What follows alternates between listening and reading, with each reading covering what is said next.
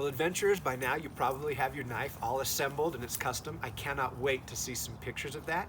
And not only would I like to see some pictures of what custom colors or things you did to it, but I task you with this. Using duct tape or maybe origami paper folds, something, I would love to see what kind of sheaths that you maybe come up with for your knife.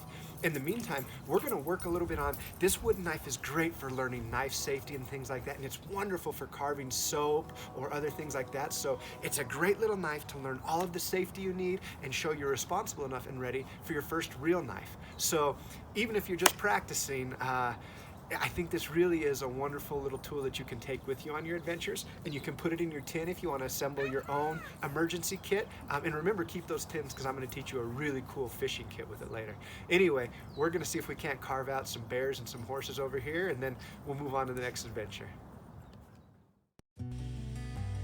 So it is best practice to keep your knife closed and in your pocket or your pouch unless you're ready to use it. When you are ready to use it, this is the best way, the safest way to open a knife. You want to keep all of your fingers out of the way. Like my grandpa used to say, always cut away from you, never cut anything pink. So that's the best way to open it. Now watch, if you were to close it like this, your fingers are in the way, that'll hurt. Or if you put these fingers in the way, that'll hurt. And that's easy to do when you first start opening and closing a knife. Remember, these knives won't be as stiff as time goes on. They'll loosen and close easier, but any knife can be a little hard for a small adventure. Protect those fingers. So now we'll open it up again, and this is not the type of knife for throwing. Throwing knives are special. Every cutting tool has its own jobs, and the job for this one is not to throw. Now when you are drilling a hole, make sure you don't push too hard or it could close and cut your fingers. That'll hurt. You also don't want to stab with this kind of knife, or once again, it could close and cut your fingers. Always, always cut away from yourself or anything important. If you cut toward yourself, you could slip and cut into your body or cut into someone else. Soap carving is a wonderful way to practice this. I'll get you some more drills later.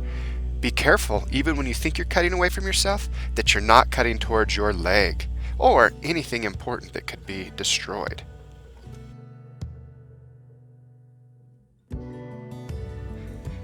Make sure to never leave your knife open. Always close it before you walk, run, or get up and leave an area, so no one steps on it or gets hurt. We'll talk later about how far away you should be when you're carving, but for now let's talk about passing knives. There is a special way. Watch very closely. You spin the knife around in your hand just like this, so that the back of the blade is against your hand. Someone else takes the knife, and then you move your hand away. This prevents you from getting cut. One of the worst injuries I ever saw in the Marine Corps was from bad knife passing. See here how if I were to pull my hand away or if scalp pulled away, it would have cut me? But when the back is against my hand, it won't cut me even if it touches me. This is very, very important.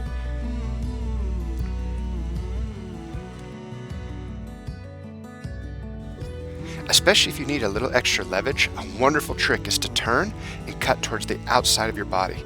You never want to be cutting towards the inside of your legs. That's called the blood triangle, and there's some very important veins and arteries there. Scout is using his favorite method, which is an old Boy Scout method, and it's a very safe way to carve. Soap, my soap, and who wants to see me talk?